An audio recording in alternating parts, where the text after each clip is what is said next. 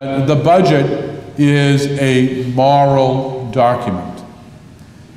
We are all well aware that a budget is an economic document, as it looks at what the proposed revenues are and then looks at what the desired expenditures are and tries to come out with what might work within a time frame.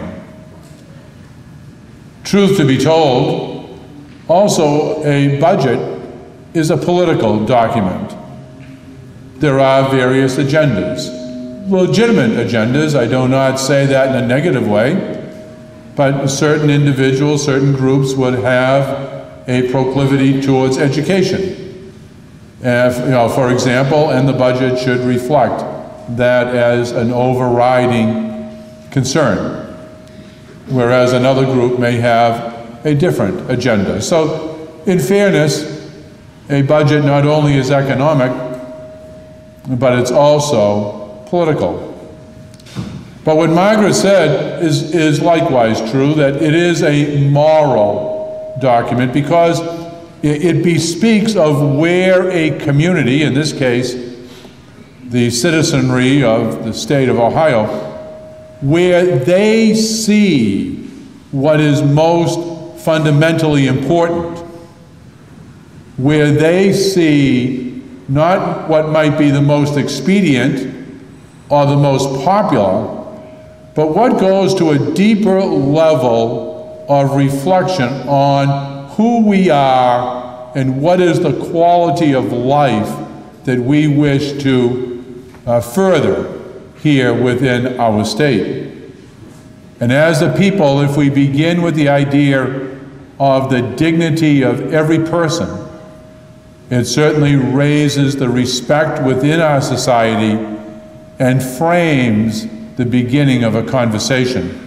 I think especially of those who are the poor elderly, those who need assistance not only as they continue to try to live in their own homes, but also for those who need a care that only assisted living or especially nursing homes can provide. We're also very concerned about those programs that can enhance the life of children and families. We all know the vulnerability today of families in our society. For so many reasons, families are under tremendous pressure for all kinds of reasons. As we look at our various programs and try to weigh the values of various programs, there are some of those programs that we really do need to look at, not just the immediate effect, but also the long-term effect. A child is a person who really has little to say over their present situation and depends upon a society that is really invested in the common good of one and all. Again, a matter of concern to us. Regarding health care, we're concerned about the wellness, the wholeness, and the holiness of people.